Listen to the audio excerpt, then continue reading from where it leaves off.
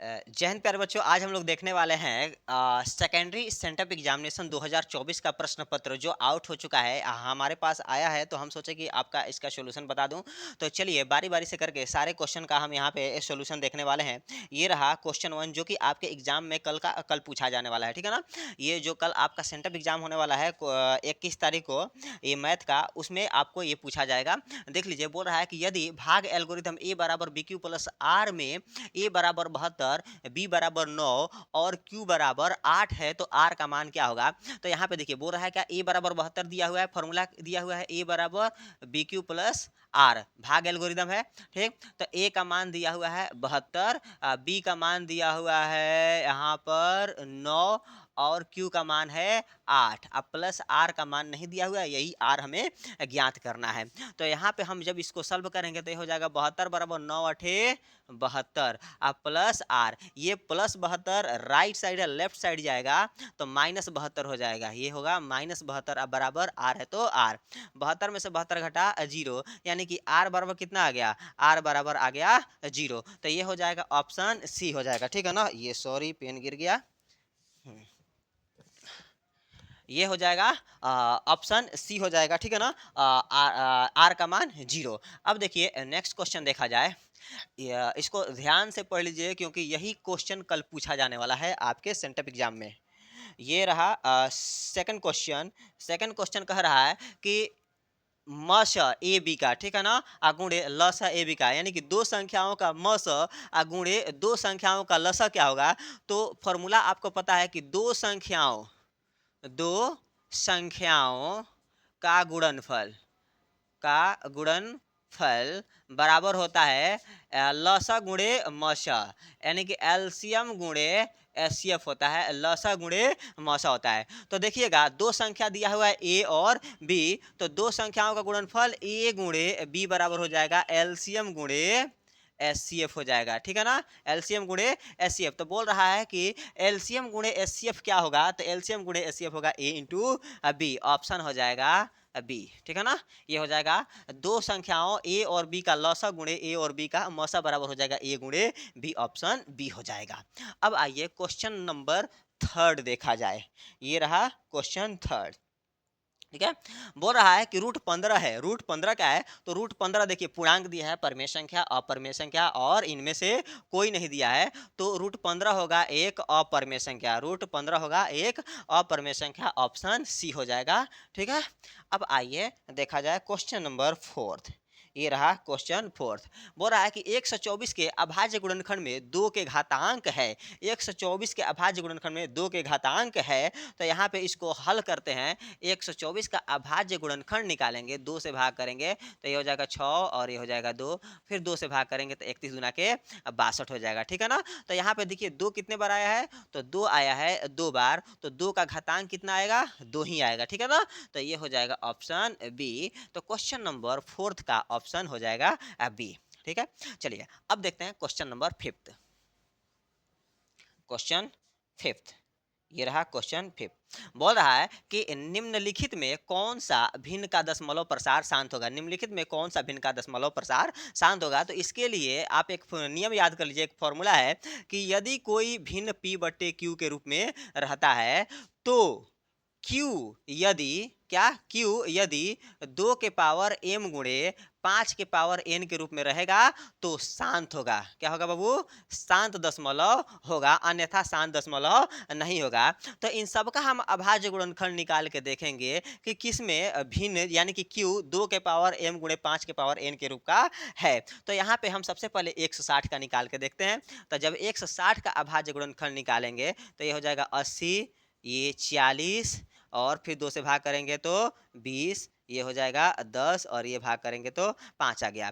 तो यहाँ पे 2 गुणे 5, देखिए 2 कितने बार आया है, 1 2 3 4 5, तो 2 के पावर 5 गुणे 5, यानी कि ये 2 के पावर m गुणे 5 के पावर n के रूप का है। तो ऑप्शन हो जाएगा डी 3/160, ठीक है। बाकी का सबका निकाल के देखिएगा आप लोग, जहाँ भी 2 और 5 के अलावा कोई अन्य संख्या आ जाएगा तो पता चलेगा कि वो अशांत होगा, ठीक है। चलिए नेक्स्ट क्वेश्चन देखा जाए, क्वेश्चन नंबर 6। ये रहा क्वेश्चन 6 आप सभी के सामने, देखिएगा। यही क्वेश्चन आपको सेंटअप एग्जाम में पूछा जाने वाला है, तो इसको ध्यान से आप लोग देख लीजिए। दो संख्याओं का गुणनफल 1600 एवं उनका मौसा 5 है, तो संख्याओं का लसा क्या होगा? तो अभी अभी एक फॉर्मूला बताए थे, दो संख्याओं का गुणनफल बराबर मौसा गुणे लसा। दो संख्याओं का गुणनफल बराबर मौसा गुणे लसा। तो मान लेते हैं कि एगो संख्या ए है, एगो संख्या बी है। अब बराबर में कितना यहाँ पे नहीं नहीं, एक मिनट, सॉरी सॉरी सॉरी, दो संख्याओं का गुणनफल, दो संख्याओं का गुणनफल, दो संख्याओं का गुणनफल बराबर क्या होता है बाबू? मस गुणे लसा होता है, ठीक है ना। दो संख्याओं का गुणनफल बराबर होता है बाबू मस गुणे लसा, यानी कि महत्तम समापवर्तक गुणे लघुत्तम समापवर्तक। तो यहाँ पे देखिए मसा दिया हुआ है 5 गुणे लसा नहीं पता है, यही ज्ञात करना है। अब बराबर दो संख्याओं का गुणनफल दिया हुआ है 1600, तो हम यहाँ पे लिखेंगे लसा बराबर 1600, अब बट्टे में ये चला जाएगा इधर 5, भाग करेंगे तो ये आ जाएगा 320, तो ऑप्शन हो जाएगा सी, ठीक है ना। दो संख्याओं का गुणनफल 1600 दिया हुआ है, उनका मौसा 5 दिया हुआ है, तो लसा ज्ञात करना है। तो लसा गुणे मौसा गुणे लसा बराबर दो संख्याओं का गुणनफल। इसको हल किए हैं तो आ गया है 320, ऑप्शन सी। आइए नेक्स्ट क्वेश्चन देखा जाए, क्वेश्चन नंबर 7। ध्यान से देखिएगा क्योंकि यही क्वेश्चन जो आपका कल सेंटअप एग्जाम होने वाला है उसमें पूछा जाएगा। बोल रहा है कि 36 गुणे 84 का मौसा होगा। 36 गुणे 84 का ना क्या है, 36 तथा 84 का मौसा होगा। तो 36 और 84 का मौसा ज्ञात करेंगे। ये हो गया 84 और इस 36 से भाग करेंगे तो दो मर्त में जाएगा 36 दुना के 72, भाग करेंगे घटाएंगे तो हो जाएगा ये 12, और फिर 12 को भाग करेंगे 12 से भाग करेंगे 36 को, तो 12 तिहाई 36 कट गया, यानी कि 12 से कट जा रहा है, तो इसका एचसीएफ हो जाएगा, मसा हो जाएगा 12, ठीक है। ये हो जाएगा क्वेश्चन 7 का ऑप्शन सी हो जाएगा। देखिए पेपर आउट हुआ है, वैसे तो पेपर जब आउट होता है तो रद्द हो जाता है, परंतु ये सेंटअप एग्जाम का पेपर है तो शायद रद्द नहीं होगा, ठीक है ना। पता नहीं कौन किसी ने आउट कर रखा है, तो यहाँ पे हमारे पास आया तो हम भी सोचे कि आप सभी को बता दूं कि इस पेपर आउट हो चुका है, तो इस पेपर को जरा ध्यान से देख लीजिए, शायद पेपर रद्द हो जाना चाहिए, अगर नहीं होगा तो कोई दिक्कत नहीं होगा, ठीक है। चलिए, निम्नलिखित में कौन सा बहुपद नहीं है? निम्नलिखित में कौन सा बहुपद नहीं है? तो आप लोग बहुपद का परिभाषा पढ़े होंगे कि वैसा बीजीय व्यंजक जिसका घात सदैव अऋणात्मक पूर्णांक रहता है उसे बहुपद कहते हैं, यानी कि जिसका घात निगेटिव में कभी नहीं होगा, हमेशा नॉन निगेटिव होगा, तो नॉन निगेटिव इंटीजर होगा तो वो होगा बहुपद। यहाँ पे देखिए, यहाँ पे सारा यहाँ पे पॉजिटिव है, यहाँ पर भी सब पॉजिटिव है, यहाँ पॉजिटिव है, इसको चेक करते हैं। तो यहाँ पे दिया है 2/x लिख लेंगे इसको, और माइनस में 2/1 लिखेंगे, इसको हल करेंगे तो ये हो जाएगा 2 के पावर -x -1, यहाँ पे -2। तो यहाँ पे देखिए, यहाँ पे क्या आ गया, निगेटिव नंबर आ गया ना, यानी कि ऋणात्मक पूर्णांक आ गया, इसका घात है ऋणात्मक पूर्णांक, तो ये बहुपद नहीं होगा, तो ऑप्शन हो जाएगा सी, ठीक है। निम्नलिखित में से कौन सा बहुपद नहीं है? तो ऑप्शन सी होगा 2/x - 1, ये बहुपद नहीं है। अब आइए अगला क्वेश्चन देखा जाए, क्वेश्चन नंबर 9। ध्यान से देखते चलिए, सारे क्वेश्चन आपका बोर्ड मॉडल है, ये सब पेपर आउट हुआ है उसी का क्वेश्चन है, तो ध्यान से देखते चलिए।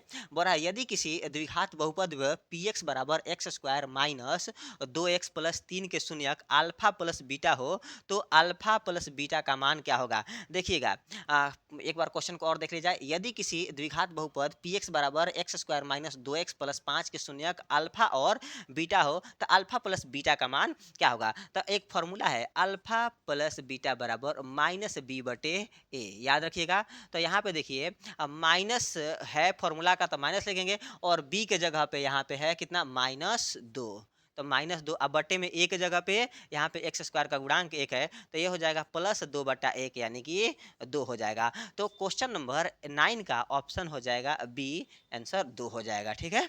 चलिए ये देखा जाए अगला क्वेश्चन, क्वेश्चन नंबर 10। क्वेश्चन 10 रहा ये, बोल रहा है कि बहुपद x² माइनस 2x माइनस 3 के शून्य क्या होगा? तो इसको हम हल करेंगे तो ये वाला हो जाएगा x² minus 3x plus x -3 बराबर 0। इसका हम अभाज्य गुणनखंड निकाल रहे हैं, ठीक है ना।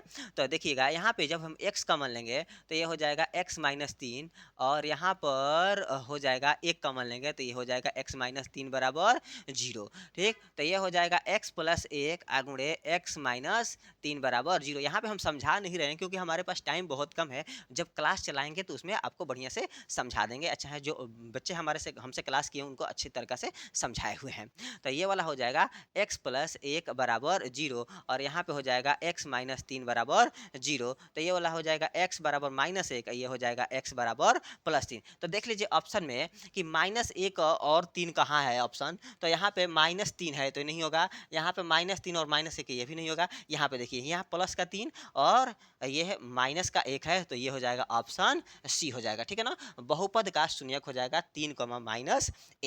चलिए अगला क्वेश्चन देखते हैं। ये रहा अगला क्वेश्चन, क्वेश्चन नंबर 10। क्वेश्चन 10 ध्यान से देखिएगा। बोल रहा है कि यदि अल्फा और बीटा द्विघात बहुपद a + bx + cx स्क्वायर के शून्यक हो तो अल्फा प्लस बीटा का मान क्या होगा। तो पहले इनको सजा के लिखते हैं, सजा के लिखेंगे तो ये हो जाएगा cx स्क्वायर + bx + a, ठीक है। अब फॉर्मूला होता है अल्फा प्लस बीटा का मान -b/a।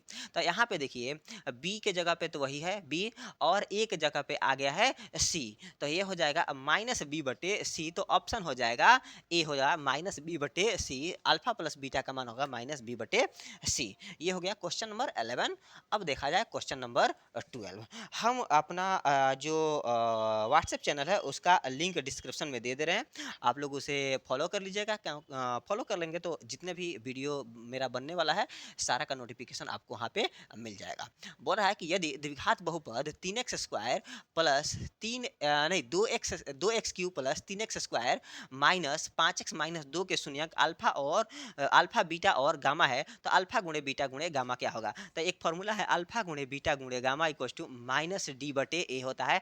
ये है त्रिघात बहुपद का सूत्र। शून्यकों के गुणनफल का सूत्र होता है अल्फा गुणे बीटा गुणे गामा बराबर -d/a। तो यहाँ पे देखिएगा माइनस है फॉर्मूला का तो माइनस लिखेंगे, और यहाँ पे d का मान -2 है, अब बटे में a का मान 2 है, तो ये हो जाएगा माइनस माइनस प्लस 2/2 भाग करेंगे तो आएगा 1। तो बोल रहा है कि अल्फा गुणे बीटा गुणे गामा का मान क्या होगा, तो यहाँ पे है ऑप्शन बी, देख लीजिए, ठीक है। ध्यान पूर्वक देखते चलिए और क्वेश्चन को आप लोग नोटबुक पे सॉल्व कर लीजिए, क्योंकि सॉल्व करेंगे तो शायद आपके लिए बेहतर होगा। चलिए ये क्वेश्चन हो गया 12। अब आते हैं क्वेश्चन नंबर 13 की तरफ। क्वेश्चन ये रहा 13। बोल रहा है कि यदि px बराबर qx इंटू gx और px का घात 4 दिया हुआ है, gx का घात 2 दिया हुआ है, तो px बटा gx क्या होगा। तो देखिएगा बोल रहा है कि px बटा gx क्या होगा, ठीक है ना। तो px का मान 4 दिया हुआ है, gx का मान 2 दिया हुआ, भाग करेंगे तो 2 दूना के 4 हो जाएगा, तो ऑप्शन हो जाएगा ए, px बटा gx हो जाएगा, ऑप्शन ए हो जाएगा 2। आइए नेक्स्ट क्वेश्चन देखिए, क्वेश्चन नंबर 14। ये रहा क्वेश्चन नंबर 14। बोल रहा है कि यदि q एक धनात्मक पूर्णांक है तो एक धनात्मक विषम पूर्णांक का रूप होगा। q एक धनात्मक विषम पूर्णांक है तो q एक धनात्मक विषम पूर्णांक का रूप होगा। तो देख लीजिए यहाँ पे ये अगर किसी भी संख्या जैसे मान के चलिए कि यहाँ पे 6q+2 है तो ये हो जाएगा सम संख्या, 6q+4 है तो ये भी हो जाएगा सम संख्या, यहाँ पे 6q है तो ये भी होगा सम संख्या, तो यहाँ बचा कौन 6q+3, ये हो जाएगा विषम पूर्णांक, ठीक है ना। तो यहाँ बोल रहा है कि यदि q एक धनात्मक विषम पूर्णांक है तो एक धनात्मक विषम पूर्णांक का रूप होगा 6q+3। चलो अब ये वाला हो गया बाबू क्वेश्चन नंबर 14। अब आते हैं क्वेश्चन नंबर 15 की तरफ। ये रहा क्वेश्चन नंबर 15। देखिए बोल रहा है कि बहुपद 3x³ - 5x square minus 11x - 3 का घात क्या होगा।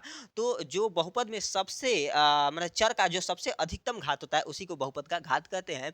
तो यहाँ पे चर, यहाँ पे देखिए यहाँ पे घात 3 है, यहाँ पे घात 2 है, यानी कि यहाँ पावर 3, यहाँ पे पावर 2, यहाँ पावर 1 है, तो सबसे ज्यादा कितना है 3 है, तो यहाँ पे हो जाएगा ऑप्शन बी हो जाएगा। क्वेश्चन नंबर 15 का ऑप्शन बी होगा। अब आते हैं अगला क्वेश्चन, क्वेश्चन नंबर 16। ये रहा क्वेश्चन 16। तो बोल रहा है कि किसी द्विघात बहुपद के शून्यक, क्या किसी द्विघात बहुपद के शून्यक यदि एक एवं एक है तो द्विघात बहुपद होगा। तो इसके लिए एक फॉर्मूला याद कर लीजिए कि द्विघात बहुपद लिखने का सूत्र होता है x square minus alpha plus beta गुणे एक्स प्लस अल्फा गुणे बीटा। क्या कह रहा है, किसी द्विघात बहुपद के यदि शून्य कितना है, एक एवं एक है तो बहुपद होगा। तो देखिएगा ये हो जाएगा एक्स स्क्वायर प्लस अल्फा का मान एक, बीटा का मान एक, गुणे एक्स प्लस अल्फा का एक और बीटा का एक। तो यहाँ पे हो जाएगा, यहाँ फॉर्मूला माइनस माइनस में रहेगा, ठीक है ना। तो यहाँ पे हो जाएगा एक्स स्क्वायर माइनस एक एक दो एक्स प्लस एक गुणे एक एक हो जाएगा। तो देख लीजिए ऑप्शन कौन सा है बाबू, एक्स स्क्वायर माइनस दो एक्स प्लस एक हो जाएगा, ऑप्शन ए होगा, ठीक है ना। ये हो गया ऑप्शन वन। शून्यक है एक कमा एक एवं एक, तो बहुपद बनेगा एक्स स्क्वायर माइनस दो एक्स प्लस एक। फॉर्मूला याद कर लीजिएगा, फॉर्मूला यही है x square minus alpha plus beta गुणे एक्स प्लस अल्फा गुणे बीटा। चलिए अगला देखा जाए क्वेश्चन नंबर 17। ये रहा क्वेश्चन 17।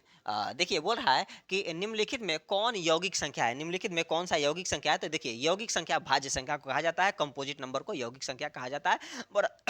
बोला कि which of the following is a composite number. तो कंपोजिट नंबर कौन सा है, ये अभाज्य संख्या 23, अभाज्य संख्या 32। ये हो जाएगा ऑप्शन सी होगा अभाज्य संख्या, ठीक है। तो ये हो जाएगा क्वेश्चन नंबर 17 का ऑप्शन सी होगा अभाज्य संख्या 32, अरे भाज्य संख्या 32 है, यानी कि यौगिक संख्या या कंपोजिट संख्या या भाज्य संख्या 32 है। क्वेश्चन 17 का ऑप्शन सी। आइए अगला देखा जाए क्वेश्चन नंबर 18।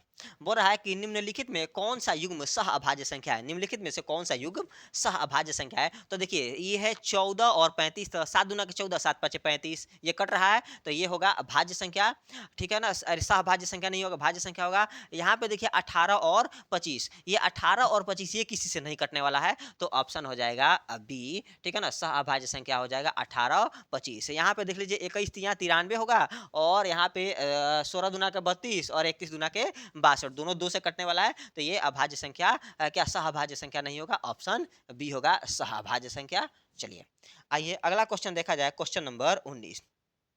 ये रहा क्वेश्चन 19। कह रहा है कि यदि बहुपद 3x square plus 8x plus के एक शून्यक दूसरे शून्यक का व्युत्क्रम है तो के का मान ज्ञात कीजिए। यानी कि मान लेते हैं पहला शून्यक अल्फा है तो दूसरा शून्य वो 1/अल्फा होगा, तो इसका मान ज्ञात करना है। तो यहाँ पे फॉर्मूला एक पता है, अल्फा गुणे बीटा बराबर होता है c/a। ये वाला फॉर्मूला याद रखिए, दोनों को गुणा करते हैं, दोनों को गुणा करते हैं अल्फा गुणे बीटा, तो ये हो जाएगा अल्फा गुणे बीटा, अल्फा गुणे बीटा, बीटा का मान कितना 1/अल्फा, अब बराबर होता है c/a। तो ये कट जाएगा तो बचेगा कितना 1/1। c का मान कितना है बाबू, k है, और a का मान 3 है, तो तिरछा तिरछी गुणा करेंगे तो k बराबर हो जाएगा 3। तो देखिएगा कहाँ पे है, तो ऑप्शन ए हो जाएगा, ये हो जाएगा ऑप्शन ए, क्वेश्चन नंबर 19 का ऑप्शन ए हो जाएगा।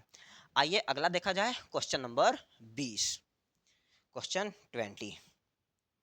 हाँ क्वेश्चन 20 कह रहा है, यहाँ पे देखिए बोल रहा है कि यदि A1/A2 B1/B2 और C1/C2 है, थोड़ा सा मार्कर चेंज कर ले।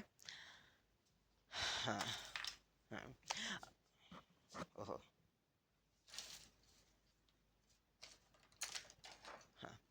कह रहा है कि A1/A2 बराबर B1/B2 बराबर C1/C2, तब समीकरण निकाय A1x B1y plus C1 equal to 0, A2x plus B2y plus C2 equal to 0 का हल होगा। तो देखिए जब तीनों बराबर होता है ना, तो होता है अपरिमित रूप से अनेक हल, यानी कि अनंत हल होगा। क्या होगा इसका, इसका होगा अनंत हल, ऑप्शन सी। क्वेश्चन नंबर 20 का ऑप्शन सी हो जाएगा अनंत हल, अपरिमित रूप से अनेक हल या अनंत हल हो जाएगा, ठीक है।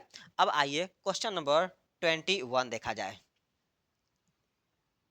ये रहा क्वेश्चन नंबर 21।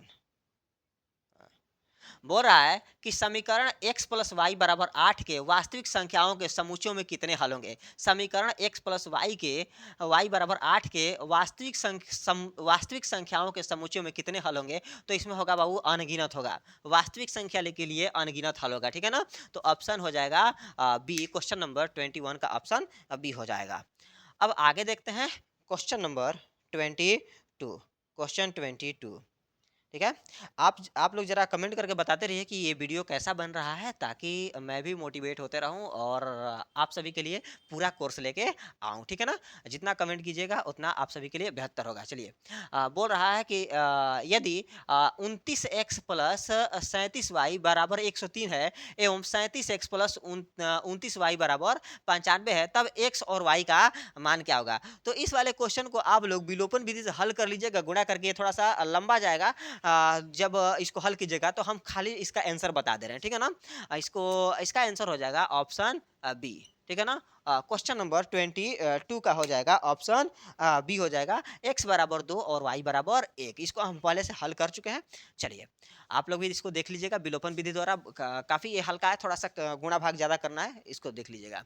चलिए, क्वेश्चन नंबर ये रहा 22, क्वेश्चन नंबर 22 हो गया। क्वेश्चन नंबर ये रहा 23।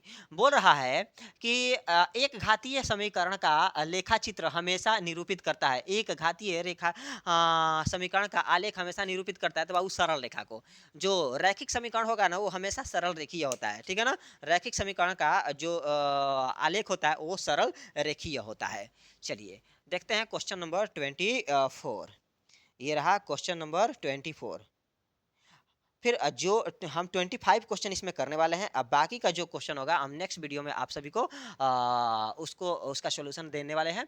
तो आप लोग उसको फॉलो कर लीजिए चैनल को, ताकि मेरा अगला वीडियो आप सभी को मिल सके। बोल रहा है कि के किस मान के लिए समीकरण निकाय के एक्स माइनस वाई बराबर 2 और 6x माइनस 2y बराबर 3 का अद्वितीय हल है। तो अद्वितीय हल का कंडीशन होता है बाबू a1/a2 not equal to b1/b2, ठीक है ना? यही होता है अद्वितीय हल का, यानी कि एक हल का यही कंडीशन होता है। तो देखिए यहाँ पे हो जाएगा के, ए के जगह A1 के जगह पे के और A2 के जगह पे 6 हो जाएगा, तो k/6। B1 के जगह पे हो जाएगा -1 और C1 के B2 के जगह पे हो जाएगा -2। तो ये हो गया। अब देखिए माइनस से माइनस कैंसिल हो गया और इसको गुणा करेंगे तो ये हो जाएगा k बराबर 6/2, भाग करेंगे यहाँ पे नॉट इक्वल टू रहेगा, ठीक है ना? तो ये हो जाएगा k नॉट इक्वल टू 3। तो देखिएगा ऑप्शन कौन सा है, तो ऑप्शन यहाँ पे डी है, k नॉट इक्वल टू 3। तो बोल रहा है कि k के किस मान के लिए समीकरण निकाय इतना इतना का अद्वितीय हल होगा, तो k नॉट इक्वल टू 3 के लिए अद्वितीय हल होगा। 24 का ऑप्शन डी होगा। अब आइए नेक्स्ट क्वेश्चन देखा जाए। क्वेश्चन नंबर ये रहा क्वेश्चन 24 से क्वेश्चन 25। क्वेश्चन 25 कह रहा है कि यदि दो चर में दो रैखिक समीकरणों के आलेख समांतर रेखाओं हो तो हल संख्या होगा, ठीक है ना? बोल रहा है क्वेश्चन नंबर 25 यहाँ पे बोल रहा है कि यदि दो चर में दो रैखिक समीकरणों के आलेख समांतर रेखाएं हो तो हलों की संख्या होगी। जब रेखाएं समांतर होगी, ये रेखाएं समांतर होगी, तो जब एक दूसरे को कभी प्रतिच्छेद नहीं करेगी या एक दूसरे पे कभी टच नहीं करेगी, तो इसका कोई हल ही नहीं होगा। तो बोलेंगे कि इसका कोई हल नहीं होगा। क्या है? जब क्या दो चर में दो रैखिक समीकरणों के आलेख समांतर रेखाएं हो तो उसका क्या हल होगा, तो उसका कोई हल नहीं होगा। क्या होगा? उसका कोई हल नहीं होगा। जब रेखाएं समांतर होगी तो उसका कोई हल नहीं होगा। याद कर लीजिए, फिर से एक बार देख लीजिए। यदि दो चर में दो रैखिक समीकरणों के आलेख समांतर हो तो हलों की संख्या होगा कोई हल नहीं। क्या होगा? कोई हल नहीं। तो ऑप्शन हो जाएगा बी। चलिए अब देखिए जो बाकी का जो क्वेश्चन बचा हुआ है हम अगले वाले वीडियो में आप सभी को बताने वाले हैं, उसका सॉल्यूशन देंगे। तो इस चैनल को आप लोग सब्सक्राइब कर लीजिए और जो अगले वाला वीडियो होगा उसका नोटिफिकेशन आप लोग को मिल जाएगा। आप लोग उसको देख लीजिएगा और जाइए कल पूरा बढ़िया से एग्जाम में लिखिए। वैसे तो एग्जाम कैंसिल हो जाना चाहिए, परंतु अगर नहीं हो रहा है तो आप उसका फ़ायदा उठा सकते हैं। तब तक के लिए धन्यवाद।